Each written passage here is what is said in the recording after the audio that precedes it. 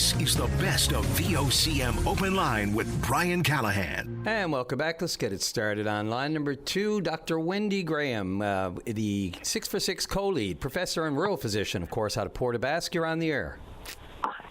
Good morning. Thanks for having us this morning. Oh, you're very welcome. Thanks for being available off the top for this. So 6 for 6 co-lead. Now, I've been doing some reading up on the 6 for 6, but let me, by all means, throw it into your corner, and I'll let you tell the listeners what 6 of 6 is and what it does for rural physicians in this province. Great. No, thanks. We're very happy to do that. We're a faculty development program, a capacity building program. We teach 6 rural and remote physicians from Newfoundland and Labrador and in our catchment at Memorial University. We teach them research and writing skills, scholarly skills over a 2-year program. So doctors come to us from their rural and remote communities. They already have fabulous ideas they want to look at from questions that come from their experience in their communities. And we help shape up those questions. We provide support. We started as a pilot, but thanks to support from various deans of the Faculty of Medicine and chairs of the discipline of family medicine, we've been operational now and really ongoing for about 10 years through Memorial's Center of Rural Health Studies and the discipline of family medicine at Memorial. So obviously 6 for 6 meaning 6 doctors for 6 from rural communities, I guess. That's the thinking, is it? Not to state the obvious, but... It is. Yeah. And they do 6 sessions over the course of a year, and then we provide enhanced support in research in the second year of the program. And even when they're finished the program, we like to say once a 6 for 6er, always a 6 for 6er. So between 6 for 6 and our sister program, Rural 360, we have a community of practice where we support physicians even after they're done with our program. So how does, one of these rural doctors, how do you choose? How do they become part of this? No, it's a great question. They apply, and they have to give us an early idea of what they want to work with, and our core team of faculty and staff review that. We try to have representation, coast to coast throughout our province and beyond in Memorial's catchment, like currently in PEI, for instance, as a partner. But we've trained 44 physicians now over our time. We started as a 1-year program, and now we're a 2-year program. So, what are the common go-tos? What are these doctors really interested in learning more? Like when you talk about research questions that they want that they can apply to their own practice, is this specifically geared towards all the needs that we all know and challenges we all have in rural Newfoundland specifically? Or is it more to do with, how are we navigating through, say, the new system with core care? It could be any of those things. So these doctors come into our program with, passions, with frustrations, with things that keep them up at night. And this could be in medical education, a lot around the system, health policy, clinical care. So they come with all kinds of questions, diabetes care, how emergency rooms are working, challenges in mental health, recruitment and retention, you name it. They come with these amazing questions. They're already change makers, advocates in the system, but they often don't have the language of research or to look to policymakers and decision makers to shape that up and say, this is not working, this doesn't work in my rural community. Everything about the program is rural-centric. So we partner with them, we help shape up their question, and we pull in mentors, panels of experts, other resources in the university that they need to carry out their project. So it could be about anything and everything that you mentioned. So often we see patients, communities, docs, don't feel engaged enough. So this gives an opportunity for a doctor to be a voice of a community to help them with a question that the community is struggling with. And I imagine recruitment retention is right at the top of that. I mean, what we all have to deal with these days with our, we just heard the Premier talking about this as well, how important that is, and the challenges we all have. We heard some other provinces talking about their great, stable of doctors. Not so good here. I think there's about 30%. I don't know if that's still the accurate number, but we've been talking about 30% of people without a family doctor. So the pressures of trying to treat in rural Newfoundland, I can only imagine. Is there any specific concern that comes up more often than not with regard to this? Something that, we see the obvious. Obviously, if you're a doctor in a rural community, the different challenges, access to the information, or even making sure your patient has access to care. Are all those sorts of things covered, and does it give them another way of? I mean, the communication is brutal, right? Crucial. Mm-hmm. Yeah, I mean, when we think of why people leave, it's very complex, and of course we can talk about that through your whole program this morning. But often, the system is so challenged right now. Docs feel alone, they feel isolated, they feel burnt out, they feel they can't meet the needs, of communities while they're trying to look after themselves. It's so difficult. So some of our doctors have come to the program specifically wanting to study recruitment and retention, and they have done so. But also, we feel we're making a mark in recruitment and retention. We're providing an opportunity for professional growth, scholarly activity. Many of our docs say that, this engaging, stimulating academic environment, people who listen, who engage, who provide support, is in itself an antidote for burnout. We're a capacity building program, and we have rural lasting infrastructure. So our doctors don't just work with us as a staff and a faculty, but with undergrad students. So, undergrad students in science and stuff can participate and help some of these docs with some of their research, medical students, graduate students. So we have sort of an enhanced capacity building program, and we're showing medical students and learners even early that you can be a rural clinician and an academic. You can have joy in your practice and avoid burnout by doing some of these other stimulating things where you feel you're having an impact in the system.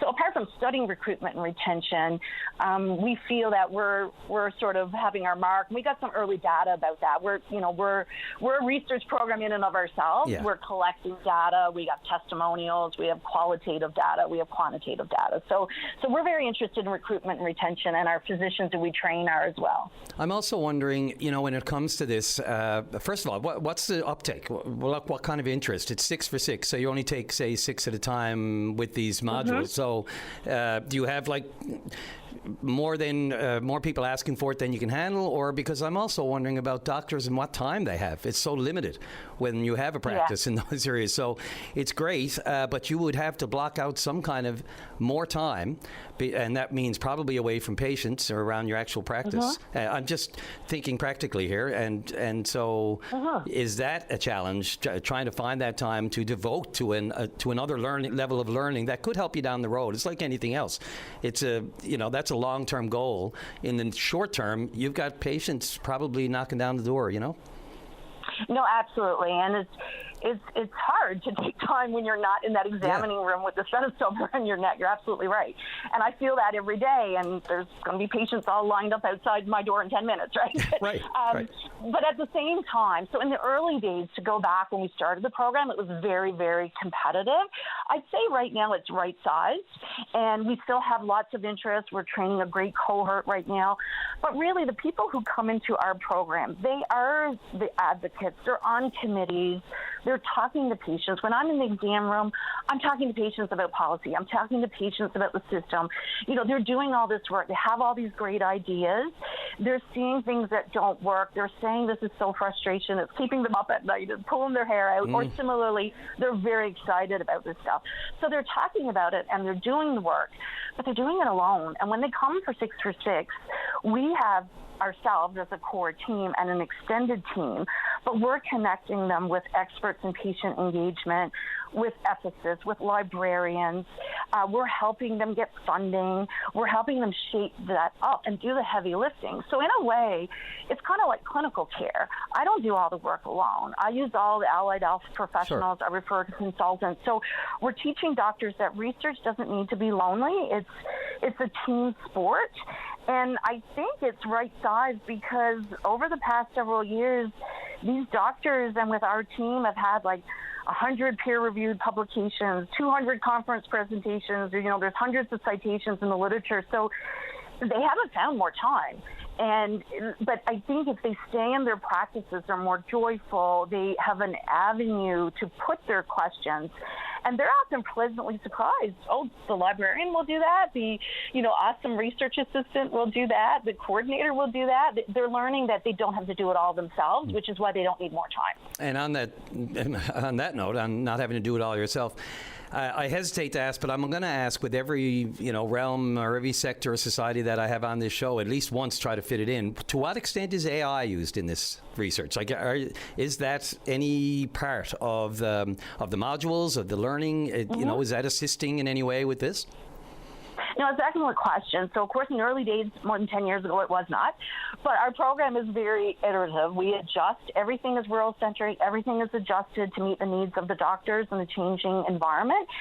So we addressed that. Actually, in our last session, we were face-to-face in June, and we had a librarian talk to us about that. And then one of my colleagues, one of the co-PIs on this project, she talks about that. So, we need to use this safely. We need to know what we're doing. We have to think about environmental impact. We have to think about all of that.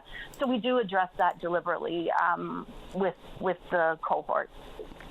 So, look, I don't know if there's anything I've missed here, but we could talk about the type of research. Of course, if we had a half hour, we could talk about every single bit of it.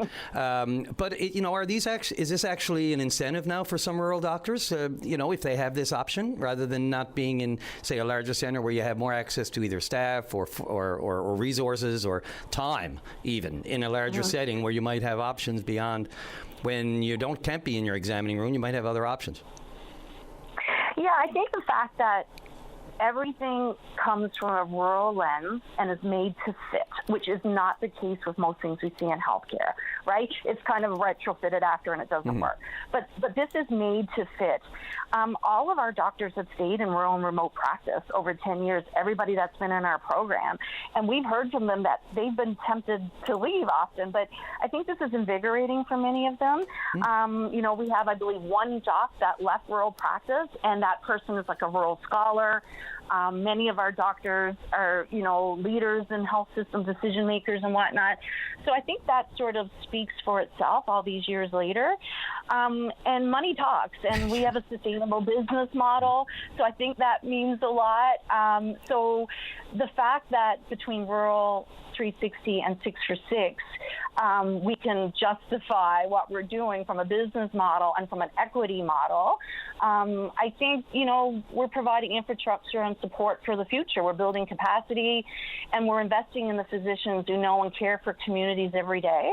I think that's enough. I think it sort of speaks for itself. The evidence is there, and we'll keep looking at the evidence. But I think it's a carrot. It's helping docs stay, and we will continue to look at that. We still have a lot of data. We have internal evaluation. We have external evaluation. But you're right. It's very challenging in practice, and I think doctors all want to stay in their practices. When doctors leave their communities or leave their practices, we need to know why they do, and certainly professional isolation is a lot. So when you have a community of practice, you often feel you can keep going. Yeah, and last thing on that, you mentioned funding models. When I think of MUN and funding, and I know the Faculty of Medicine has got its own, niche here at MUN through Memorial University. But what is the funding model? What is your source of it, and is it renewable annually, or is there a good, healthy pot? No, that's an excellent question, too. So early days, we had to justify. We had to look for funding, state our case, But over the years, we've enrolled into operational funding because we know it's worthwhile. Memorial gets more than, money back than it invests in us. And, my colleague, my two other co-principal investigators are Dr. Ashgari and Dr. Bethune. And, sort of miracle workers of making money out of money and getting outside money and matching funding, right. and hiring students and grad students and postdocs. So we look for funding everywhere and everywhere. We've been fortunate to have generous funding from the International Grenfell Association for Rural 316. And we really realize to keep going, it has to make sense financially, doesn't it? Yeah, no question. And, look, if you're yielding results from a program, that's probably one MUN's going to keep. Exactly. In a larger, very broad swath, you know what I mean? Not like the Board of Regents has control over this 6 for 6 program. But you know what I'm saying? Everybody's got to review what they've got operationally and whether or not it makes financial sense. And this certainly would seem to anything that can, buoy or boost or increase, incentives or opportunities and education and everything else for rural doctors. Just in that category of rural doctors, we know it's an issue. So, look, Dr. Wendy Graham, I appreciate the time for this. It's a lot of things fly under the radar, and this is one of them that just isn't out in the public. A lot of people wonder what's going on with doctors, and we just talk about retention and recruitment, but there's a lot more going on under the surface. So I appreciate you filling us all in on this one. Thank you very much. My pleasure. This is the best of VOCM Open Line. Let's go to line number 1. Gerard, you're on the air. Good morning, Brian. Morning. It's Gerald. Gerald, not Gerard. Sorry, Gerard. Okay, sorry about that, Gerald. Sorry. It's very important, right? Yes, absolutely. I do get a rather serious topic to bring up. You have to forgive me. I'm in my 90s, not well, but this is of such importance. I sort of had to do it. Congrats on the 90s. I want to say that. Oh yeah. Old age is not what it cracked up to be. Take it from me. Cracked being the operative word. Yes, but anyway, I'd like to extend my congratulations and thanks to Todd Russell and his group in Labrador. Mm-hmm. Have exercised their fundamental right to access the food in the ocean, and have defied the authorities and went ahead and acted. I wish we had someone like that down here, as a Todd Russell, and challenge what's going on with this the so-called food fishery and so on. So you're referring to the Nunatukewa Community Council, of course, Todd Russell, the former Métis, the Métis of Labrador, renamed and rebranded. But, of course, they're, as far as I know, still, they launched their own independent food fishery in southern Labrador. And as far as I know, they're doing it illegally. While DFO continues to say, and I had an official on the program, I think I even posed this question to the fisheries minister the last time she was on the show, which is more than a month ago. But I know there was an official on, we asked about it, and the bottom line is they're monitoring it. Yep. And that brings up the point I'd like to make. And this is what Todd Russell Group has done. It's demanded an answer to a fundamental question. And the question is, can you guess? No, I'm teasing. But who owns the fish? Exactly. Yep. Who owns, and all Newfoundland to consider, who owns the fish? Now, to give you a parallel to that, the Norwegian government, there's 4.5 million of them surrounded by the ocean, they have deemed that primarily, and this is a very fundamental point, the fish belong to the people of Norway first. And I would suggest that the same applies to this island. The fish surrounding our shores belong to us first. And what our governments have done, in essence, is said the fish belongs to the bureaucrats, it belongs to the union, it belongs to everybody but the people of Newfoundland. And, oh yes, the Newfoundland are last. And that question needs to be addressed and answered. And that's what I would say to Todd Russell. Don't recognize the legitimacy of DFO and their bureaucrats. This belongs at the highest level of the Canadian government. And I suggest that you would, and I'm not saying ask, I mean demand an answer. And the government of Newfoundland should demand an answer from the government of Canada that why our position differs from that of Norway. It's a good question to ask. I mean, obviously, to be honest with you, I'm like we have our 200-mile limit, right? Gives coastal country all the rights, the sovereign rights to manage and control its own fish. Of course, unless you join that country and you hand over all that control to the federal government, you know. But anyway, you see, it goes back fundamentally. Yes. This is talk about fish, but it's not about fish and fishing. This is about food. What government has the right to say to its people, you can't have access to this food? Could they apply that to blueberries or to wild fruit or any other food? I say that they haven't. We the people haven't ceded that authority to any government. The right to food is fundamental, like the right to air and the right to water and the right to food. So, what the Norwegians incidentally have said the people at any time of year and any month can access the fish and take what they want. Now, there's limits. They have limits, of course, to restrict the commercial operation. But generally speaking, that's what the Norwegians do, and they're fine, sensible people, unlike what we have here in Canada. Yeah, and look, it comes down to me, and we can get into what Norway does. The system that they have, biological production, that sort of thing, and the way we use the federal-provincial split. It comes down. You mentioned. Losing me, sir? Oh, sorry. Just talking about the very basic general differences between Norway and Canada, or specifically Newfoundland and Labrador. Regarding the fish, you mean? Yes, regarding the whether it's the federal-provincial split as we talked about, or Norway just operating as a state-based. Control over. Again, I'm not sure there are limits as far as we have the 200-mile limit, which, basically what's ever inside that is what we manage. But to me, excuse me, I'm sorry. Oh, sorry.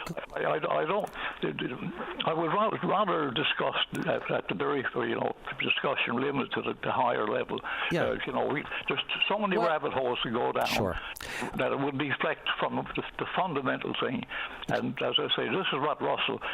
I have a suggestion for Merv Wiseman, that he imitate what Todd Russell and his group have done, and go ahead and exercise the rights, and put some bark, weight behind the bark of that the crowd, and see where the chips fall. Oh no, I agree. You push the envelope and force them to make it. See, this needs to be done. There's not so much who wins it. To have this question dealt with needs to be done first before we go down any of the rabbit hole. And I can tell you now about the fish. Apparently, the fish are in abundance around this island. And it seems that the DFO, by the way, and there's no such entity as DFO. That's a bunch of a bureaucratic enterprise. What the DFO acronym, what it does, it gives them a skirt that no one has to answer for. If you look for accountability, if you went to the government and asked who implemented this policy of the people on the south coast can't catch fish, you will not find anybody who will answer that question. There's no accountability for that. That's another rabbit hole I don't want to go down. Gerard, I will say this. When you mentioned blueberries, there's nothing else that they control. I mean, it comes down to the value of it, doesn't it? Because other countries want some of it, and so over the years we've passed it away diplomatically, right? I mean, we've given it away to other countries in exchange for other deals and other agreements over the years. It's been a trade-off, really. Which is fine. Excuse me, I didn't mean to. Which is fine. No, go ahead. Yep. But here's the but. Don't take it out of my mouth and give it to them. Great. That's a difference, right? 1,000%. Have I made the point? Yes. Yeah, absolutely. No, I mean, you make the point. I mean, is it us first or not? Is it our sustenance or not? It's that's the very crux of everything. Who owns this fish? And who says we can't eat it first? And there's so many rabbit holes to go down and diversions that we'll be well advised. And to Merv Wiseman, I say, well, have a talk to Todd Russell. He'll advise you what they can do. Maybe it needs to be tested in court. I don't know. So if you're arrested, fine. Let's bring it before a judge. Let's force this out.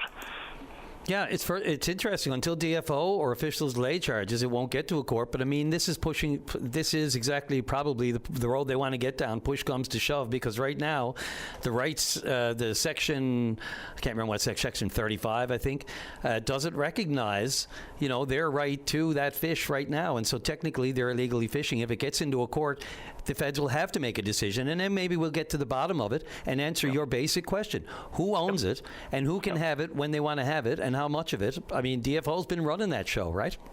And I would suggest to you that if you want to know what fish are around this island, ask the fishermen. The last people in the world I would ask would be the so-called DFO, because these are the same people that ran our fish into depletion where we had a 30-year moratorium. These are the same people. Now they're saying that, that there's no fish around or what's on. I don't think they really know. They know they got all kinds of graphs and charts and lines and computer models, but if you want to know what fish are out there, ask the people who can see it. Go out and fish. It's in abundance. And I suggest South Coast, same thing. And yes, I just make one comment on Minister Thompson. I think she's the perfect Minister of Fisheries. By her own admission, she knows nothing about fishing or fishery, and she's tailor-made for the bureaucrats. They'll feed her whatever they want.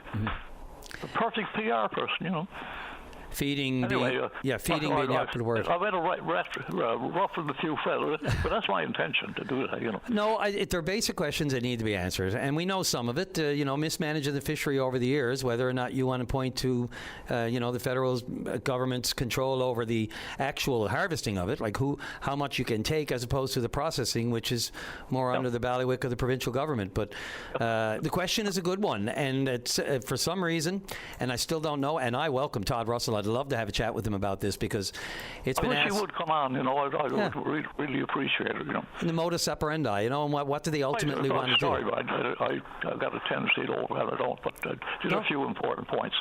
No, sir. The actual collapse, the collapse of the Grand Bank fishery, the fishing bounds and so on, was probably done by the federal government when.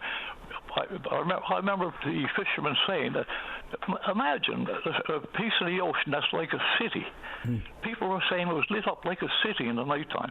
These are people with draggers, big, grabbing up that fish. And that's probably that's the genesis, the source of our moratorium and so on over the years. That's just my thought on it. Oh, I agree. The dragging, raking the ocean floor for how many years, without a real consideration for conservation. Russians had the factory freezers over here taking it, and I don't blame them. They're open, but come over and they got people to feed too. Sure. And look, if I go back to the first one the first arrest. Speaking of arrests and trying to move the needle and force the issue and get a clear answer to your question and others, the Esti, which was seized in the late 90s. So I covered that trial, and the guy, they told the captain, okay, you're going to have to do this, and that, and the other thing. You can't do this. You can't. He said, sir, I can't follow any of those rules because I'm going to be fishing. And he was able to go right back out until they put the kibosh and he got arrested again. But So I guess I'm going over time, but I'll leave it to you about get Todd Russell on and get the Premier on.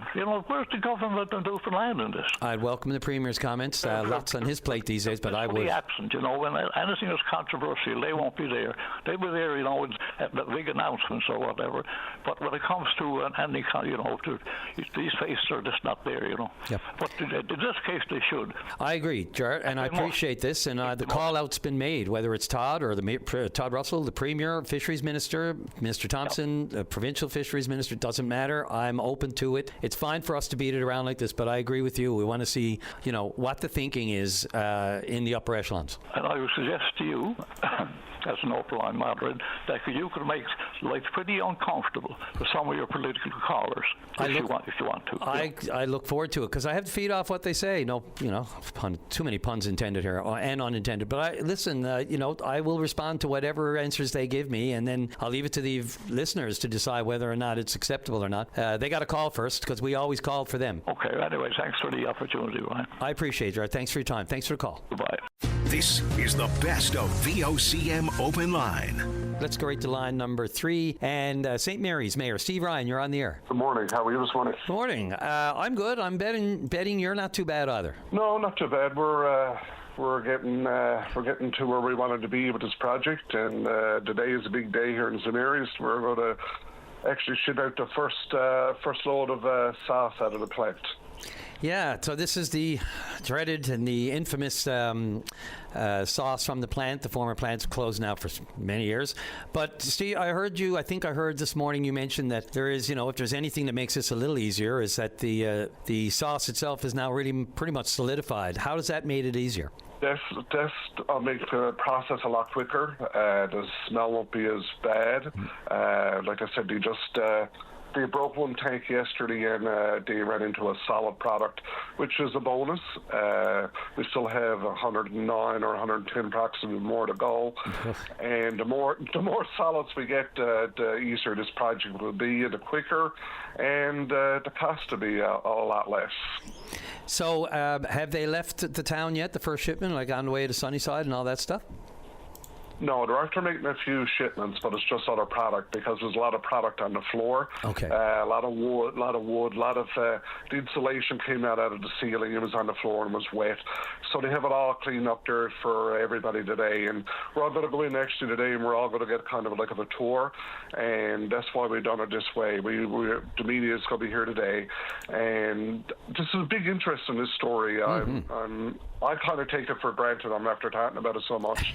But everybody wants to know the story. We're going to try to, as best we can, show everybody in our community, our towns, our country, as even outside the country. This is one of the biggest stories in North America over days.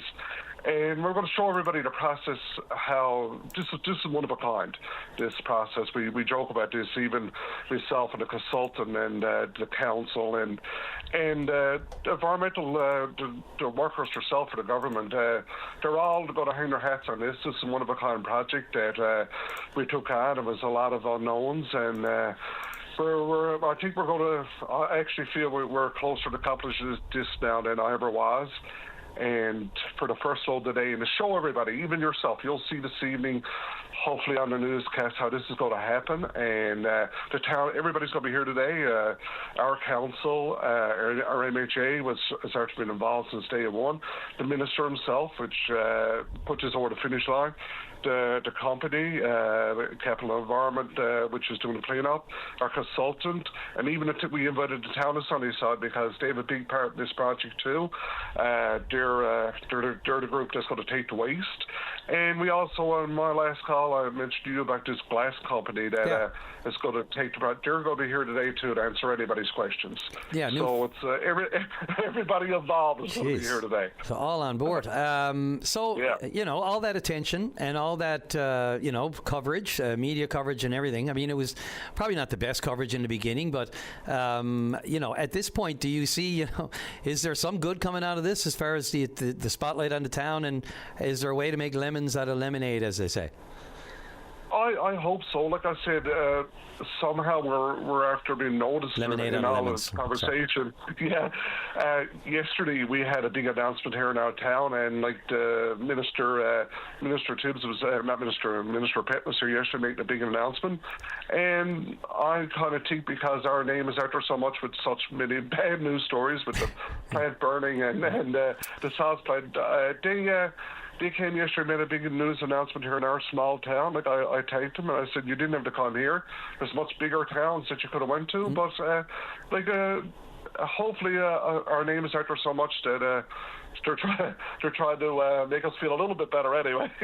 Yeah. Hopefully. Well, do you have any international media there today? Well, like, is it just local media, or do you have, as you said, it's got a lot of attention internationally?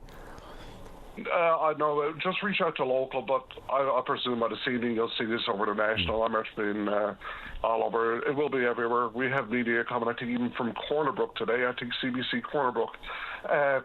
But anyway, like I said, we went to the story. The media was good to us. We never would have got where we're to without the media. Never would have happened. And we just want to kind of return this favor. The media was good to us. We're going to give back, and we're going to show the people what can happen when stuff goes wrong and what it takes to actually fix something. Yeah, and don't sell yourself short. It's one thing to have media there, but you need people who can communicate properly and well and be accessible, as you have, and be able to give the kind of detail and updates that we need, that people need and rely on. So, it takes two, to say the least. And yes, making lemonade out of lemons. I can't believe I said it backwards, but there it is. But that's what we're doing. Like I said, we're going to, worst case scenario, we're going to have our beach back and back to its original state. And better if we could lure in something else or put something else there on that site there as prime location. If we don't, we have our beach back, and we're okay with that too. Yeah. So when do you expect it all to clue up, Steve? I mean, we talked about school coming back in the fall. Do you expect that school will open on time and everything will be okay there? I mean, if the scent or the smell is not as bad now that it's solidified, that might help. Yeah, that definitely will help. We're kind of a little bit behind time, but we had a tight time schedule. But right now, if we hit more solids, that's going to knock a lot of time back off it and move it quicker. And like I said, by the next few days, we'll know the extent of the smell. It's not as bad as what we thought right now. Hopefully the prevailing winds, and hopefully we'll move a lot of the product before, in the next 30 days before school opens up. And like I said, the company, the student, and the consultant, and the government, we're all working together, and if we have issues, we're after coming up with a lot of resolutions so far. So I have faith in that we have a good group working on it. So any problems, I think we can overcome them. And you're right on about the infrastructure announcements yesterday. That was just, I won't say perfect storm, perfect alignment, the whole focus. The spotlight's you're the center of the universe the last couple of days. Yeah, we're a small town, like I said, 300 residents. Yep. We'll take any good news stories we could take. Yes, sir. And progress is good, so that's a good news story.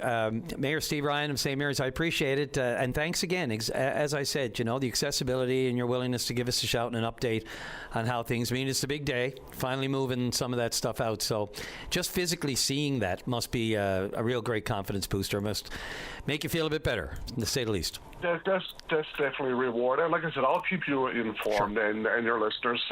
When we get closer to the finish, I'll give you an update. Really appreciate it. Thanks again, Mayor Steve Ryan for St. Mary's. Thanks for the call. Have a good morning. This is the best of VOCM Open Line. And welcome back to the program. Let's go to line number 1. And Thomas, you're on the air. Oh, hello, sir. Good day. Morning. I sent an email earlier to your office there about a fit kit test for colon cancer. Yes, I believe, Dave just pointed that out to me before you were calling. Sure, go right ahead. Yeah, and when I did call in the number that they gave me here to call in, and the email address, I emailed first, and I never got no answer back for almost 2 weeks, so then I used the phone number, and I was told that if you're over 74, you can't get that fit kit test. And I'm 79, so I'm out of luck there. So I sent an email off to the Honourable Leila Evans, and she got back to me, and this is roughly the 2 or 3 lines I need to read here. Sure. While the Department of Health and Community Services set provincial priorities and strategic objectives for the health system in the province, Newfoundland and Labrador, health service is directly responsible for the administration and delivery of health service. So therefore, it's not our department. I guess it's the Health Services Department, and they deem that if you're over 74, that you cannot have that test. Yeah, and they will give reasons such as, because public health programs, they balance life expectancy, follow-up risks, overall benefit of life, and they cap them, I guess, for obviously resources and that sort of thing. But I mean, typically stops around age 74 and 75 for that reason. Life expectancy, the follow-up risk, is there a prior history or anything like that in your situation, Thomas? No, not in my situation. Okay. And I had tests for different things before, and all that was done through the lab in Placentia. Right. But the girl in the lab, they gave me a blood test, and she didn't, and she gave me the instructions on applying for the fit kit from the government, right. But she didn't know nothing else about it. You can get an at-home test, but I mean, through what? Do you have a family doctor? I guess is the first question. No, a family doctor. I was out of the province for 10 years, out of the country. Yeah, that was almost a rhetorical question on my part, not to make light of the situation, but... Yeah. So anyway, I did have a blood test, and the doctor got back to me and said everything looked fine on the blood test, So that would be another reason, I guess. It's the risk level, I guess, plus your age, plus I don't know if availability of the tests are a problem or not. These routine fecal immunochemical tests, I think they call them. Yeah, it's to me when I look at this, right, because I worked all my life like most people did, is that once you're over 74, maybe you shouldn't be getting the old age pension and the Canada pension. It's time for you to go. Oh, my God. It does kind of have that feel, does it? That's the feeling it will give you, right? It does have a feel like you're old enough now that if you get it, well, you know, there's people younger than you that deserve it more because they're going to live longer and there's probably, you know, more quality of life and they can be more productive. I don't know. I mean, look, it is, if you read between the lines and they say you're balancing life expectancy and risk and overall benefit for who? For the patient or for everyone, you know? Yeah. They kind of make me mad, right? But I mean, that's it. I'm okay now. But in your case, Thomas, I don't think it should be going that way, though. I do too. I mean, in a perfect world, we have access to every test. You know, I have a test every 3 years because there's a history in our family. Specifically, the colonoscopy every 3 years. It used to be 5 years, but then they find a little something or there's some history in your family, and so you go a little more frequently. How's your overall health? I mean, look, you know, this is a kind of... I can walk pretty good. I was in a very bad car. I shouldn't call it an accident. The person who hit us died, and he was impaired. And I got on one side my knee, my femur, and my hip is artificial, right? Right. But we're lucky. We came out of it. Yeah, how long ago was that, if you don't mind me prying into it? That was down in 2013. Okay, so just 13 years ago. Here in town or around? No, it was on Long Harbour Hill, geez. the hill going down to Long Harbour. Yeah, I may even remember that, especially where fatality... was there a fatality involved? Yeah, the guy that hit us died at the scene, right? Right. Well, and that you have to go through. So beyond the physical health, there's also your mental health. You know that. I mean, mental health gets me in trouble half the time, right? But it's pretty good, right? Gets us all in trouble these days because you don't know what's coming next. But for the most part, I guess it would be kind of more of a precautionary situation for you, would it not? Yeah, and. Well, I look at my family history. My father died young, but on my mother's side, she had, I think, 4 or 5 sisters. They all lived to be in their 90s, and I had 2 uncles lived to be over 100. So I should be okay there. So it bodes well that way, but I can understand. And I guess can you if there are others out there in a riskier situation? I mean, the screening itself can take about 10 years to show, like any real, so they say, about a decade show preventative health benefits if it is caught. But I guess the other problem is when you get up in age, there are other additional health circumstances that we get ourselves, just natural body starting to give way, and you're 3/4 away through to 100. It can be exacerbated by other conditions, right? And so whether or not you're at risk for specific colon cancer, or whether there are other extenuating circumstances that put you into a higher risk, not necessarily because of that. And then at that point in your mid-70s, you could be catching anything, Oh, yeah. The only thing is, it really made me mad at the time. I totally appreciate that. The way I read this after 74. What the hell, right? No good to us anymore, that kind of a thing. Yeah, that's what I felt like at the time. It is a kind of a harsh, cold, sort of administrative, bean counter way of looking at it. They just have to look at the numbers and how much money they got and how many fit tests they have, and how many should get access to them. And then just like anything else, when you go to emerge, who's the priority in the waiting room? Is it the guy with the finger hanging off, or is it the guy who may or may not be suffering a heart attack? Yeah, and there's something else I must add. I know with the time I spent in the hospital in St. Clair's and the Health Science, you couldn't get better people. There you go.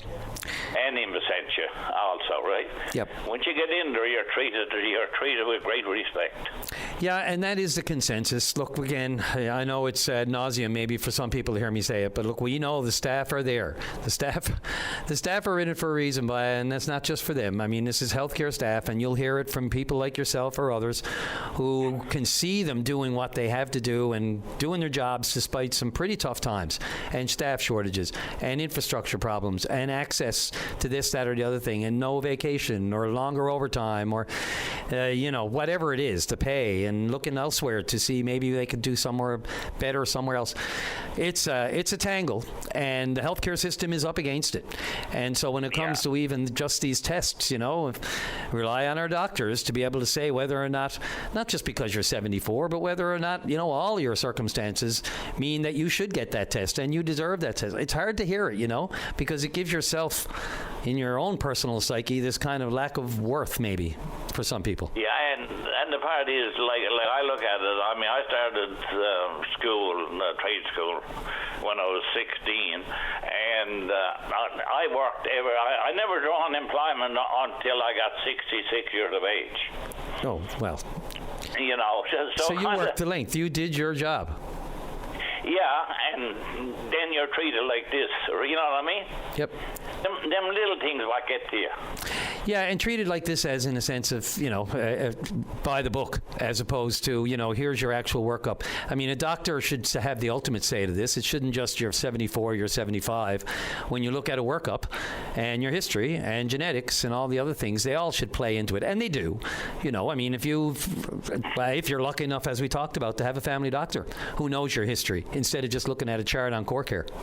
Yeah, and also I looked at it, it'd be nice for other people to know that need that test, that if they're over 74, they're not getting that test most likely. Yeah, most likely. And in your case, have you found another way to source it, Thomas? No. Are you going to bother? But the doctor my doctor that I ends up going to once in a while, he's up in his 80s, so he's soon be retiring for sure. And he said the blood test showed I was in good shape, right? The easy way to say it. And that I need to drop me in to get a test again in 6 months' time, right? Yeah, so look, if your doctor's saying keep doing what you're doing, then that's a good thing. I mean, especially someone who knows you. And yeah, my very first family doctor growing up, he was in his 80s when he retired, so... But he still knew me better than anyone, right? And that's the trick. He knew me. He knew everything. He didn't have to look at a chart back in those days, right? Yeah. And like again, then I was out of here down in the Middle East for 10 years, right? So that got me out of seeing a doctor in Newfoundland when I got back. Right? That was your interruption. Yeah. Yep. Well, Thomas, I appreciate the call on this one because there are other people nodding along or in the same boat. But again, I mean, you're blessed if they've said it to no certain extent or any uncertain words or to any words that you're okay for now. I mean, I'll take that. Yeah. I'm lucky. Life is great. Yeah. And thank you for having me on. I appreciate it. I appreciate the frustration too. No one likes to be told that now you can go away. Now you've done your part. We've done your part for you. So I appreciate that too, and I understand where you're coming from and them. Thanks for the call, Thomas. I appreciate it. Any follow-up anytime, we're right here. Okay, thank you very much. This is the best of VOCM Open Line with Brian Callahan. Let's move on to line number 3. Merv Wiseman, you're on the air. Committee chair, of course, of the Food Fishery Committee. Go ahead. Yes, thank you, Brian, and I want to speak to that in a letter to the Minister, of course, but I just wanted to say, look, unfortunately, I can't help you with roads updates today, and I see another very unfortunate event around the Badger area, and so saddened by what happened yesterday. It's pretty awful. We lost another life on the highway. Yes, that was yesterday morning, and this morning, I have an update here now. Let's see. One lane of the Trans-Canada has reopened to alternating traffic between Badger and Southbrook. So yeah, please, and this is as of 9:45 this morning, so just about 9 minutes ago, got this one in. Let's see. Please follow all instructions from police, emergency responders, drive with an abundance of caution. While traffic is now moving, motorists should expect to continue delays in the area. We appreciate your continued patience and cooperation. Additional updates will be made as they become available. So that's all we know right now. A motor vehicle collision earlier before 5 a.m. this morning, around 5 a.m. this morning, just east of Gold Pond between Badger and Southbrook. So that's the latest from the RCMP. There is one lane of the Trans-Canada Highway has reopened, which is good because there was no option for a detour there. Anyway, Merv, we're close to the news. I'll let you start, and we'll probably hold on to you then through the news and come back to you, but go right ahead. Yes, that's fine with me. Look, we did have a letter drafted actually before the Harbour Deep, the Harbour Round event earlier last week, and But out of respect and for the grieving families and so on, we just said let's delay it a little bit. Although the impact that we wanted to have with the minister was more along the lines of, getting the season open, have another look at the issue around the South Coast and the West Coast, and so. Some of the rationale behind that, Brian, mostly is around the fact that even though the weather hasn't been totally outrageous, we have been paying very close attention. Our phones have been burning up on a daily basis with the folks in all these areas. I'm personally from the South Coast region here in North Harbour. I've had my own experience there. And we are monitoring the weather very closely, monitoring a lot of events along the lines of the food fishery, but we're measuring as best as we can, along with Environment Canada and other sources, exactly what the weather conditions are in terms of being, conducive to getting out there and being able to jig your fish. And as far as we can determine, we're probably in the range of somewhere between 15 and 20% being able to get on the water. Windy conditions mostly. It's been foggy, of course, and that's an outstanding feature of the South Coast. And now we're closing in on the last of July, and with only that small percentage of people being able to get out and catch their fish, we're starting to get into a very poor-looking situation, very much as we predicted. On top of that, and as we had in the letter to the minister, that we're starting to get into August, and you can tell me, and a lot of people can tell me exactly what happens in August with the hurricane season. So windy conditions is going to prevail and probably going to get a lot worse than it is now. So, we're asking the minister to consider those elements, and especially the issue of safety. But we were compelled to outline another lesson we learned on pressures that's been put on through management measures, whether it's at the fish plant level or whether it's at DFO level. There are pressures that creates risk. People taking undue risk to get out when they shouldn't be out there on the water, and so that's come into play as well. And we also appealed to really our sense of understanding. Probably compassion, if I want to put that strong a word in there. Last summer, for example, we noted that it was extended because of the fires that we had, and people lost the opportunity in certain regions of the province to get out and get their fish and so on. And that was addressed through the ministerial discretion powers that the minister would have.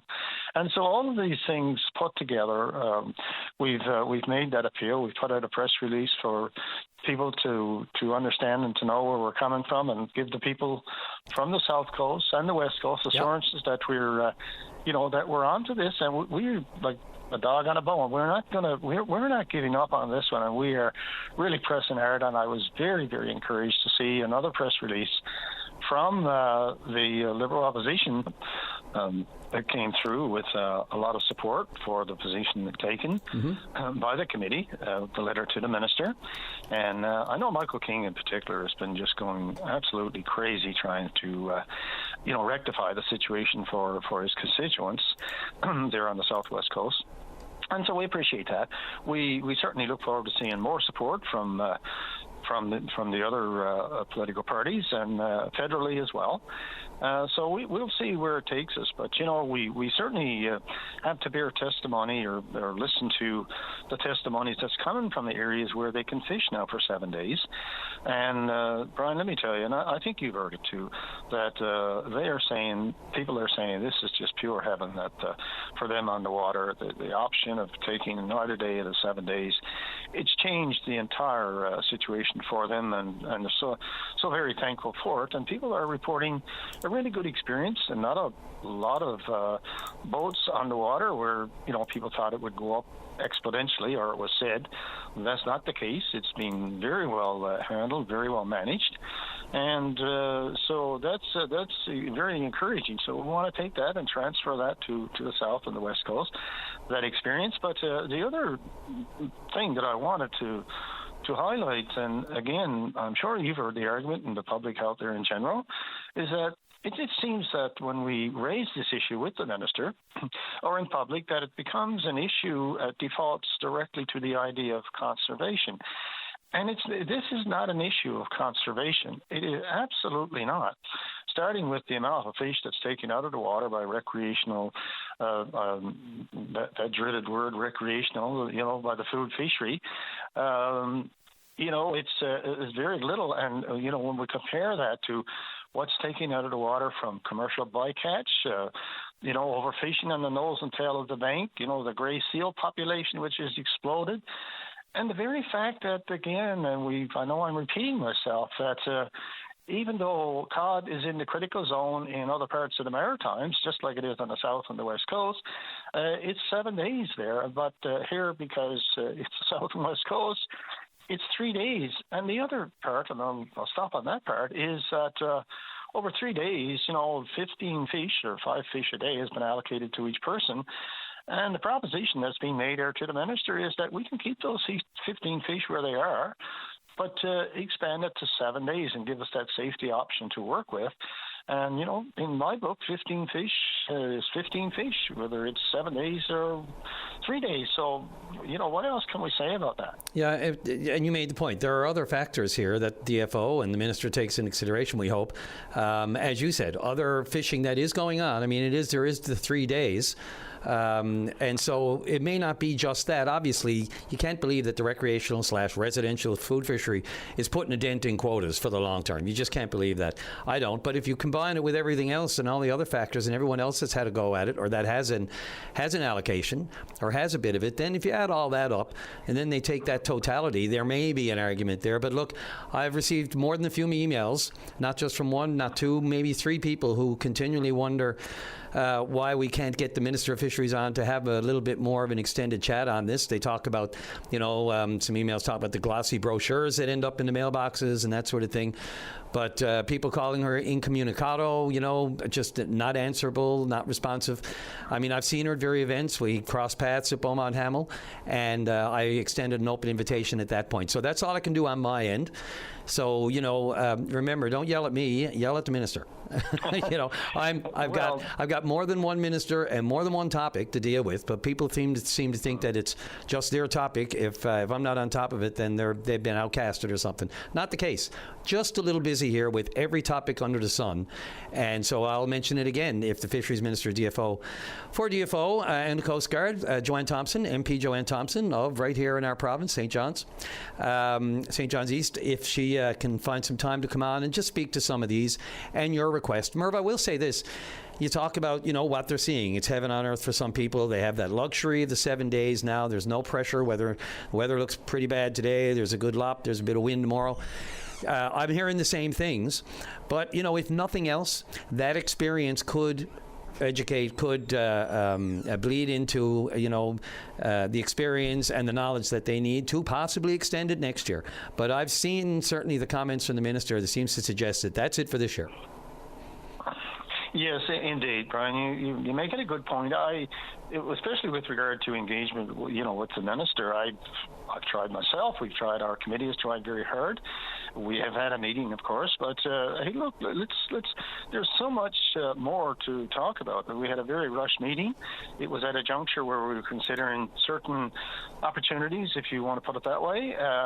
There's been new things to consider now. The things that I mentioned to you about our experience now with the 7 days up to this point, and why wait till next year? I had to say. The minister has the discretion. It's within her discretion to now make a decision. She did it last year with the wildfires, and good on her for doing that. So let's get out there and do it. There's lots of compelling reasons to do it. There's no compelling reason not to do it. So, that level of engagement, it's very difficult to get, and we need to have that, and we should get it. I keep going back to our politicians. We trusted our politicians to represent us on the food fishery, and they let us down.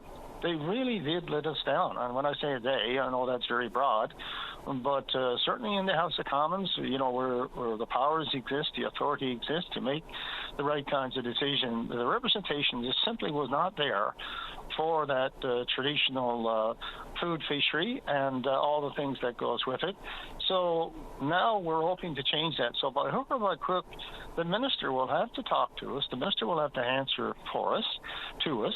Otherwise, there's other, political tools at our disposal that we will not hesitate to employ. That's the best we can do under the circumstances, and I want to give that assurances to the people that we're representing on this one, that we will not relent until we make the kind of progress that's going to give them fairness in the fishery. What is it you say? What is it you were referring to when you say, Merv, things you will not hesitate to employ? What kind of things? Well, politically, when I talk about representation, in the House of Commons or in the House of Assembly, wherever that might be, if that representation is not there, as we start to approach election day, we will have an election strategy to work, and that's one of the big tools that we will do and that we will employ, that if they're not going to represent us, we will do things to say that, look, you're not representing us properly, and here's why. We get the rationale out there.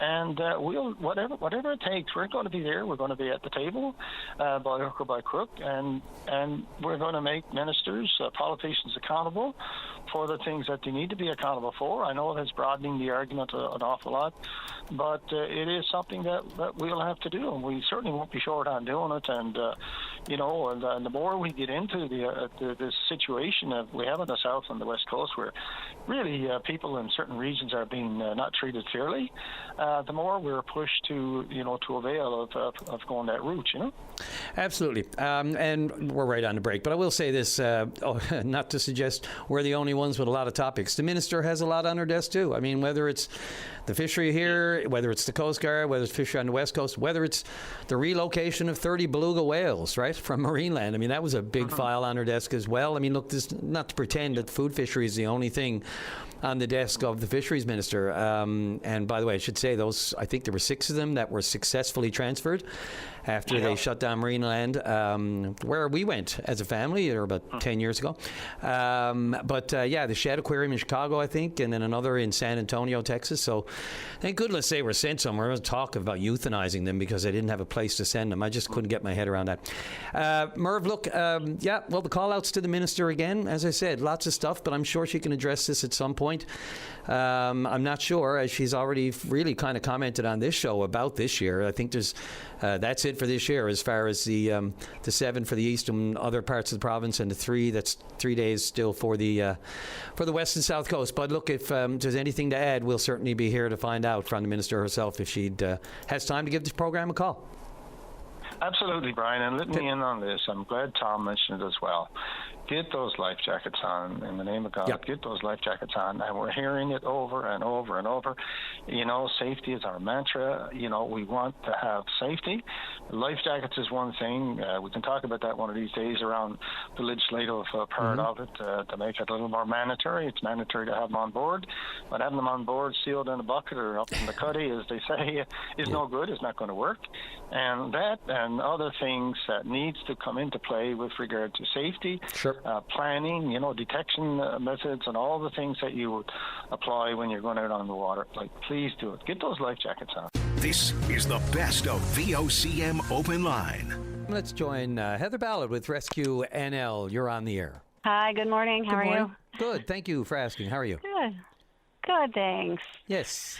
Yeah. What's on your mind this morning?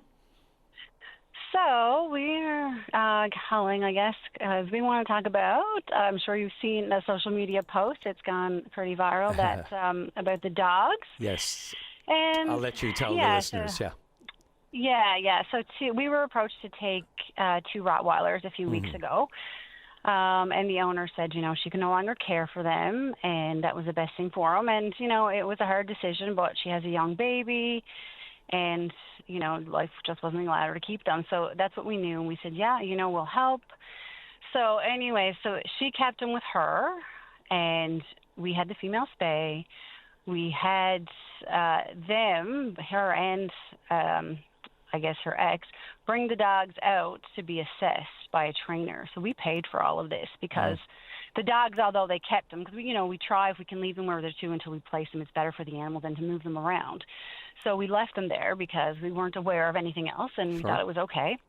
And like I said, we paid paid for everything. I mean, we don't go around paying for people's dogs to be assessed and for people's animals to be spayed. We don't have that kind of money. We're a rescue, you know? Sure.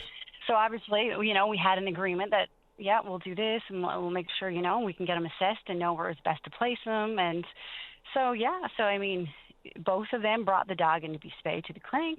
They picked her up. They brought her out to be assessed, or two of them out to be assessed by the trainer.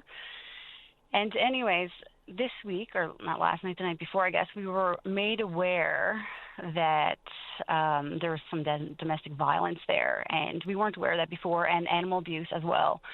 So we said, okay, we have to move these dogs right away when we found that out. How were you made aware of that, Heather? Or, you know, I mean, obviously these would be allegations, or just was it enough for you to believe that that was fact? Well, we did see it on social media, so then I reached out to the owner, which confirmed it. And, you know, I've never been in an abusive situation, so I can't speak to it, but I understand that, you know, people don't always want to speak out about it, right? And often they go back and all kinds of things for all kinds of reasons. And maybe that's why she wanted to place those dogs, because she knew what was happening, you know. I don't know, but we did say we would help. So anyway, so we worked yesterday to find placements for those dogs. Let's move them, make sure they're safe. You know, if it's true, if it's not true, the best thing to do is, you know, we were taking them anyway. Let's get them out of there. Sure. Right. And you had a legal, at one point, you had a legal right to do this, correct? Well, yes. I mean, you know, she signed the dog. We were talking anyways, and she had asked us to take the dog, so we have all that in writing as well.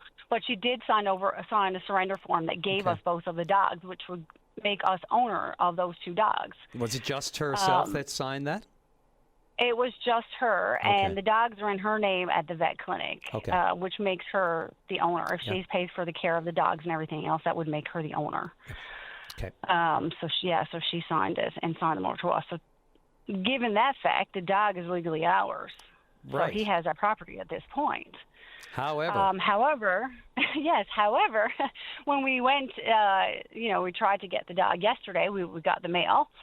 He didn't care with the male. So we tried to get the female, and he had the dog and wouldn't give it back and said, no, it's his dog. He's keeping it. And the police said it's a civil matter. Then go to court, go get a court, or go do whatever. But the problem with that is, okay, I know a lot of this stuff is civil, but if something is property, which animals are, and someone takes your property, is that not theft? Yeah. You know, so why is he allowed to take that dog? And that's one thing. But also, he has threatened multiple times to kill himself and to kill the dog. So, I mean, the stability issue. That's where we come in, right? Yeah, the stability issue. So, you know, these police are going to do wellness checks to make sure he's okay, but he's threatening to kill the dog. So, like I said to them, so are you going to guarantee me 100% this dog is going to be okay? Well, no, we can't do that. I said, so you're going to let him take this dog. And you know, the owner had on her phone showing from the vet clinic, her name was on it. Yeah. So but they didn't look at that. They wouldn't look at that. They wouldn't look at the agreement I had where the dogs were signed over to us. I don't know. I've never really experienced this dealing with the police before. I really was frustrated because we watched that dog drive away in that car, and there was nothing we could do about it. We don't know if anything happened to her. We don't know if anything will happen to her. We don't know where she is today. So, and it's just so frustrating. Do you have, like, you know, legal any kind of legal expertise, or in-house or elsewhere external, that you can sort of lean on when these sorts of conundrums come up? Because the question here is whether or not the civil trumps the signed document and her ownership and rights to the animals. Now, that's the straight and forward. The other part of it is, as you said, you know, go and enforce that, and then what could happen? So it's really, you just don't know the repercussions. It's so and when you have threats or you know, someone who says they'll do this because of that, and especially in this situation where there's you know, alleged domestic history of abuse. Boy, oh boy, I can't imagine. It's all hard enough to be up against just trying to make safe places for animals and take care of them, and then you run into this kind of stuff. So it's another layer on top of what you have to go through. So where does it stand now? I know you mentioned that, you know, you left the scene feeling like every avenue to protect this dog had not been exhausted. What else is there? Have you been able to determine? Yeah, I mean, we're going to collect some more information today. You know, get all the vet records because the vet clinics. I mean, there's been emergency vets visits because of his abuse to to the animals, and we'll get that, and we'll get it. I guess we'll have to put it together if we got to go see a judge, see if we can get a court order to get the dog removed. But I do feel the police didn't do their job on this one, and they kept referring to civil matters. But I will say, and I can't believe this happened, not today. The comment was made because of the breed of the dog and how, these breeds of dogs make their job hard. It had nothing to do with the breed of the dog. It was about the safety of the animal.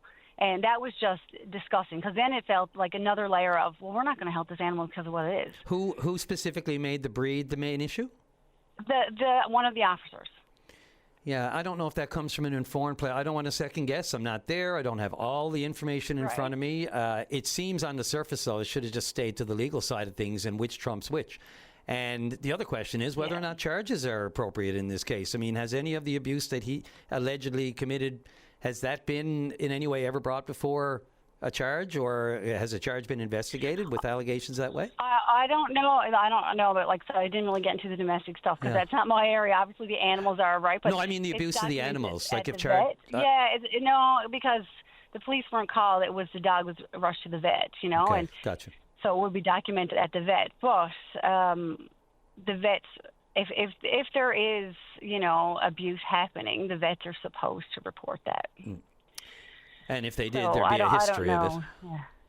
Yeah, right. So the vets are, and I've seen it. We've had cases before of our own dogs, and you know what? They were abused by partners. And one specific case I'm thinking of, when we got the vet report, it said on it, that dog was abused by the partners, suggested rehoming the dog so the dog is safe, but it never went past the notes on the file. But it's supposed to report it to the Veterinary Association, right? Because action is supposed to be taken. It is, but not, as everything, the system doesn't always work the way it's supposed to, and things don't always get done the way they're supposed to. Yeah, and one system, look, when you're trying to do your work in the midst of all of that and navigate through all whether it is the criminal side of things, whether it's the duty on the vet, whether or not it's the obligations, whether or not it's the legal documents, it comes down to how do we make these dogs the animals safe, or get them out of a bad situation. And when you don't do that, your whole work, your whole mandate, your whole vocation, what you do, the time and work and the love you put into these animals, that, the red tape and all the court stuff doesn't matter. It's about how can we, at least in the short term, in the interim, in the immediacy, how do we protect the animal? And I can't imagine. That's like you're running up against a brick wall for all of the good that you have in your heart for doing this. Yeah. And all the work that Rescue and does. It feels like it. Yeah. Yeah, it's it's like I said, it's devastating, right? I didn't sleep last night, and it's just what do I do? Where can I go from here? And the police are the ones we depend on to help these animals. They're the only ones that have the authority to seize an animal like that, and they weren't willing to help. And they sent multiple police cars out, multiple officers. So if it was no big deal, I don't know why they would have done that. I feel like they thought it was more, but they treated it like it was nothing. And like I said, why they did that, I don't know. But, safety of that dog matters, and I just pray that nothing happens to her. Yeah, and I'm sure so do others that had to leave the scene. I can't, I don't mean to suggest police are heartless. They're just following, I guess, whatever, route and direction they've been given. I have, a couple of lovely friends who call the show regularly with deep experience in the legal profession, and they've dealt with animal abuse cases before. In situations like this, you can hear the tangle in court. When you're in court, they'll get into some of this, and the judge will say, we have to stay on point just to the focus. They won't go down the road of other alleged allegations and that sort of thing, because they're trying to deal with the case before them. But I have some, like Mike Murray is a great former Crown prosecutor. I'll give Mike a shout out here live on the air if he's got any insight he'd like to share. There are other lawyers that have called the show, and they have some expertise in this realm too, as to whether or not, at least if we can just boil down whether or not it's true that if this is a civil matter or any civil matter pending, then there's nothing we can do. I find the nothing we can do gets a little bit tiresome after a while, because there is always something that can be done, whether or not it can be solved the entire issue. But you can take baby steps towards trying to figure out something that comes to the best conclusion or solution here, and that is protection of the animals, because there's no way of guaranteeing that right now, is there? No, there's no way of guaranteeing that. And, if if they were uncertain, the animal should have been taken and put in a safe place to make sure she was fine until it was figured out. Something could have been done. And I'll tell you, I've dealt with the police for many years, and I have a lot of respect for them. But last night was a disappointment, and I feel like if it was different officers, it would have been handled differently. And, I mean, I've done it enough to know it depends on who you get. And it's sad to say, but it's with every profession. It just is, right? People do their jobs differently. I know they have a code of conduct to follow and all that, and the Criminal Code of Canada, yeah, the police officers know that. But when it comes to the Animal Health and Protection Act, it's just not being enforced like it should. Yeah, and it's a tangle because there's three ways here, right? I mean, there's the protection of the animal, then there's the legal document of Western Isles who has the ownership, and then there's the potential for civil and criminal action. It's a tangly one. I would, like I said, I'm not going to even attempt. If I had, the file in front of me, as the officer would say, and be able to detail what happened when. But I don't know how you just stop that person and take the dog from them, and then they're worried about the confrontation there. And I don't know if the person, the individual who took the dog, if he's known to police, if they even know who he is, and they may have wondered whether or not that could be an extra iron in the fire. I don't know. There's a lot I don't know about this. What I do know is that anyone who wants to help on the legal side of these, I just don't know off the top of my head whether that civil action would be, as the officer said, enough to say there's nothing we can do. Yeah. But I welcome anyone with that. As I mentioned, I wasn't sure what you responded, but yeah, do you have like kind of a legal avenue that you can just lean on for advice? We've had some lawyers that we have dealt with in the past.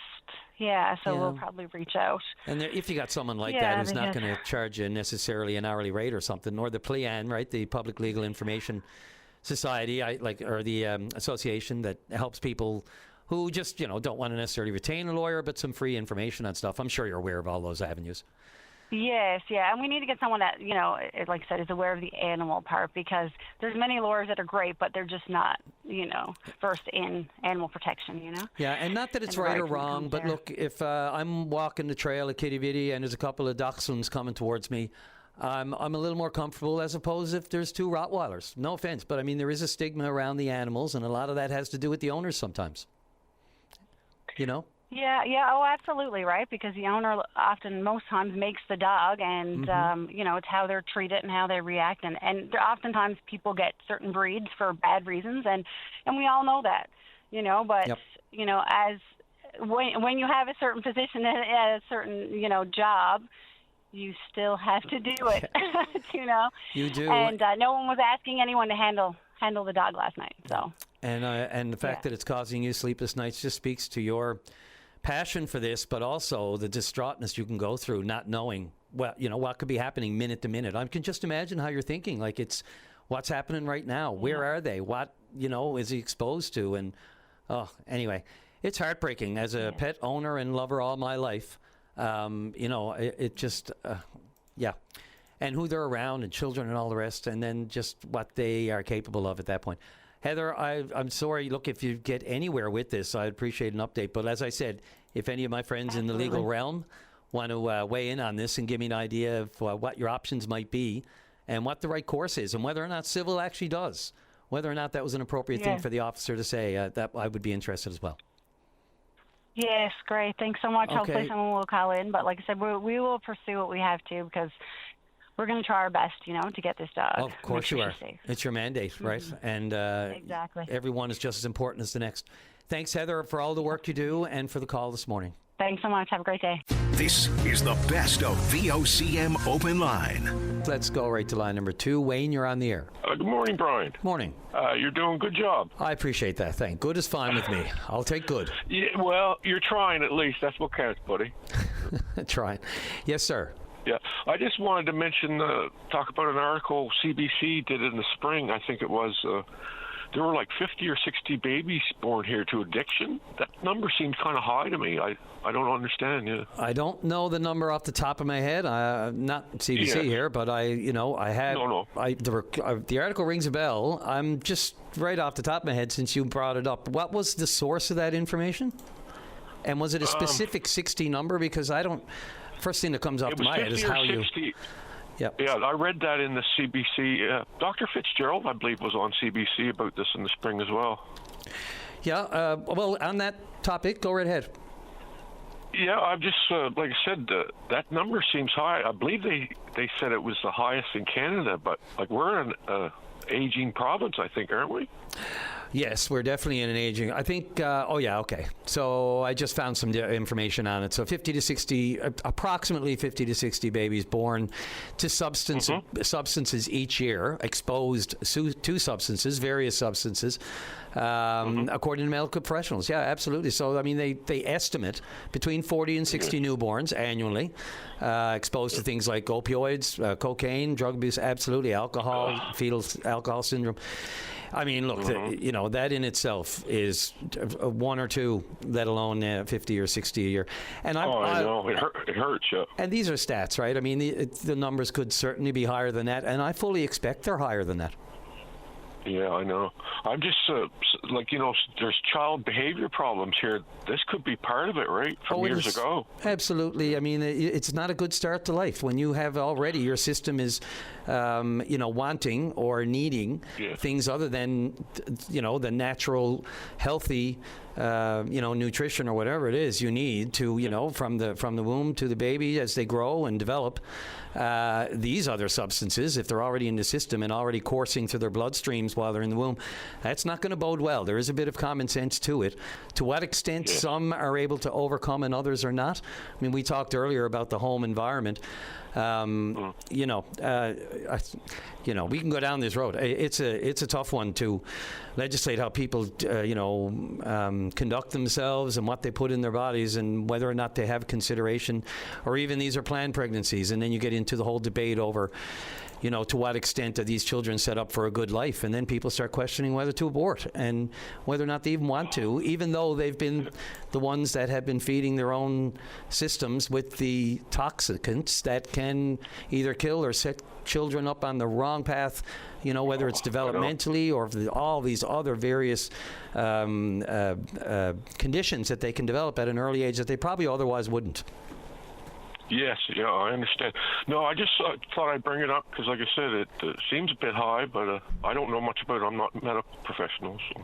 Yeah, and neither am I. I don't claim to be, but there is a level of common sense that when when your system is already, and you're already a dependent, whether you're in the throes of addiction or other issues, as I said, these stats are specific to opioids and cocaine and alcohol and those sorts of things. It's troubling to say the least, and I mean, I have no reason to think these numbers aren't accurate. It's just that I'm anecdotally thinking, knowing what I know, and unfortunately of covering the courts and seeing the people that come in, and a lot of moms, a lot of dads, a lot of kids just turning, and it follows the course, right? Their moms and dads, or the mom is incarcerated, the father's incarcerated, and the kids are following that route, whether or not it's just from being in that home environment or actually being set up with an unstable system and an addiction as soon as they take their first breath. Oh, I know. No, that's all I had to say. I just wanted to bring it up to people's attention is all. That's all. No, absolutely. And I mean, we've had stories ourselves at VOCM, that we had a pediatrician talking about urging greater support for moms and babies, that are born into addiction. I mean, these stories we have done before. I just, off the top of my head, the 50-60 number, I couldn't recall. But yes, that's an estimate that's coming from officials in this province, and again, well, 1 is too many, 10 is too many, 50 to 60. When you extrapolate that and gets exponential, and then you think about when they get older, and if they continue on that addiction, then their children, and then it becomes generational. The healthcare, I mean, the healthcare system too. Yeah, absolutely. And I mean, we look no further than the most obvious right in front of us in the indigenous populations, who are, children raised in these communities that arguably haven't been served well. Not arguably, haven't been served well since their establishment. And whether you're talking about Davis Inlet being relocated to Natwashish, for example, that was supposed to fix some of the ills, but I mean, there's bigger ills out there than just relocation, even though that was an important move to make at the time because we're going back to the fire that killed several children and just became international news. Not that we needed that to shine the light on it, but it certainly moved the needle. No pun intended. No, yeah, I agree. No, that was it, old boy. I'll call in next week and tell you did a great job. I wasn't hunting for that, but I appreciate it, Wayne. It's just been a few months, and some people have said it feels like I've been there longer, and some people said it feels like I've been there shorter. I'm not filling any boots here. Just trying to do as you credited me, just saying I'm doing my best for now, and hopefully it's not going to be everybody's cup of tea. That doesn't happen in a perfect world. But I'll do what I can, and hopefully I'll win some of you over. Yep. Perfect. Have a good day. This is the best of VOCM Open Line. Right to line number 1, and Gary, you're on the air. Good morning, Brian. Brian, I talked to Dave. I'm glad he's back. And you know what? You and Dave need to have a holiday now. Both of you need to go to the Gordie Howe Bridge when it's open to the walking, and you guys can go for a nice long walk on the Gordie Howe Bridge and give us an update in person. Yeah, or even ride a bike across it. But that's not till ride a bike. Yeah. Not till August 1st, though, Gary. What's that? Not till August 1st, though. Unfortunately, you can't. You can drive across it right now, but you can't walk or bike until I think it's August the 5th. August 5th, yeah. So you and Dave need to book holidays for August 5th and go down there and walk across and do your show from the Gordie Howe Bridge. There you go. Dave, did you hear that? We're going road trip. All right. Dave's in. We're all in. Dave's just back from vacation. He'll take some more time off. No problem. Yeah. I think you guys, that has been so nice. But that's what a marvelous bridge. Well, it's what they could do there. Like when they talked about it, they showed the truck and the Gordie Howe family coming across the bridge, and they talked to them at the end, and what they can do when the trucks go by, like. They've got these X-ray machines that X-ray cargo and stuff, so they can get all this like guns and stuff. I mean, things that should be coming to Canada from across the border, they could stop it right there in its tracks. Mm-hmm. And that's and drugs and stuff like that. And I thought, well, that's something? I thought, wow. Absolutely, it's got all the bells and whistles, and it's beautiful. It's it's one of these span bridges. It's just it's striking to look at, even from a distance. Like you can see it on TV and that sort of thing, but I'm sure in person, it's. Yeah, because the only good look we really got on TV, like we have digital TV, gives you a nice view of it. But then I thought, man, if you're in person, it's probably a different perspective altogether. You probably it's like probably seeing the Rocky Mountains for the first time. Yeah. No, I wouldn't. It's a marvel. There's no question about it. Technologically, architecturally, you name it. It's too bad it just had to be shrouded in so much controversy and used as leverage. In a certain president's. A want and will to, again, throw more mud and cause more rifts and separations between us and the United States. What a mess that was. Oh, yeah, like DJT. I'm going to call him DJT. We know who we're talking about, DJT. DJT, Mind your own business. Well, I guess he figures it is his own business, and he's going to change whatever he can. I'll tell you, I was waiting until the last minute to see if it would actually open. I just wouldn't put you just can't put anything past it these days. There's just no. Depends on what side of the bed he wakes up on. Yeah, like it makes that Ambassador Bridge look like nothing. Yeah, no kidding. Well, yeah, that's why the owners of the Ambassador Bridge, maybe they were just jealous. But obviously, it's the cost and the expense and revenue will now flow elsewhere as well as the Ambassador. So I mean, there's a cut into that. You can see why with anyone with a little pull with Trump, they're going to say, hey. Get a little more out of it. Anyway, look, it's open, and I'm glad it's behind us. Pardon? They want a piece of the pie for sure. Well, a bigger piece than was agreed to, and that's when it goes off the rails, right? I mean, geez, how do you? And so every time we talk about the tariffs and the talks and what's coming down the pipe next, I think we're into 24 days or 23 days now before the deadline for the latest threat of 50% tariffs on some, we can get into all of that as well, but you just don't know. That could change tomorrow. So, look, we are up against a lot, and the only way to really fend off against it is to protect ourselves and look for other options, which a lot of countries are doing when you see what's going on, at least for the next 2 years. Oh, God forbid. Yeah. 4 more after that? I don't know. I don't think so. I don't know. Oh, one other thing. I got to say thank you again to you and Beth for bringing up the topic of Parker in Calgary. He hasn't been found, and the latest on it was they lifted the Amber Alert on him because it expired on the weekend. So, but they're still asking people if you got any video or whatever to keep contacting the Calgary police, and they're going to zoom in on what they scene is really important. Like they can zoom in and do extra time now and zooming in on stuff. So that's good. I hope they find that little guy. So thank you again for all the bringing that to the front here in Newfoundland. That's very important. Yes, and just so people who aren't, haven't been listening all the time or not familiar, this is the 11-year-old boy, Parker, who's a nonverbal autistic boy, went missing. I think it's 12 days ago, like the 16th. I think 16th of July, I believe. I've heard, they're not. They haven't given up. Of course, it's an all-out search: ground, underwater, on the water, in the air. Drones, helicopters, boats, horses, dogs. They've used.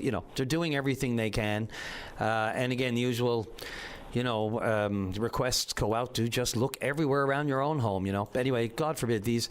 Let's just pray and pray and pray that this little boy, that would be a great boost to just, our overall well-being, just to know that he's been found. Wouldn't that be something that praying that he comes out and they find him alive and that would be such a wonderful prayer to be answered that way. So, but.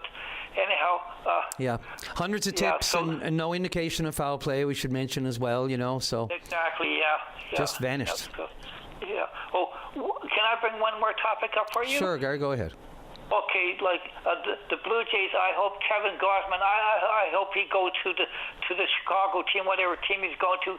He might as well go leave Toronto now, because as a Blue Jays, I think he's finished as a Blue Jay. So you might as well go play where maybe you get a chance to play in the playoffs. So thank you, Kevin Gausman. Yeah, and I mean, just because we might lose him now at the trade deadline doesn't mean I say we, the Jays. I think of it as we sometimes, because I'm more of a baseball fan before I'm a team fan, but obviously love the Jays, follow them forever since they were incepted back in the late 70s. But even if he does go, there's always, it would be a short-term contract, somebody looking to pick him up for the playoff run. And then, he has said he doesn't want to go. And so it's a good bet that they'd probably be able to get him back next year, even if he was like just what you call a rental, But the pitcher on the mound tonight for the Jays, Shane Bieber, he's also a potential too. Shane Bieber could lose him too. I mean, they could even be looking at Scherzer after his little stint last night. He showed some of the flashes of his old great self. When he was winning world titles with Washington. So you never know. Whoever they pick up could be short-term leases. We'd all love to still see Toronto go on some kind of historic run here and squeeze into the playoffs, but they're 5 back of the third wild card. They'd have to jump 4 teams, I think. So, yeah, they're up against it. But it would be nice, Yeah, Yogi Berra said it's not over till it's over. He did, didn't he? I love Yogi Berra's sayings, but it's amazing That's the one thing I liked about him. He always says, it's not over till it's over. And every time I watched baseball, I thought, it's not over till it's over. It ain't over till it's over. I always spell it over because it was kind of the way Yogi spoke. He had the best one-liners in baseball, maybe even in sports. Yeah, so, stay well and keep listening to VOCM. Thank you very much. Bye. That's going to do it for Tuesday. Drive safely, arrive alive. VOCM cares.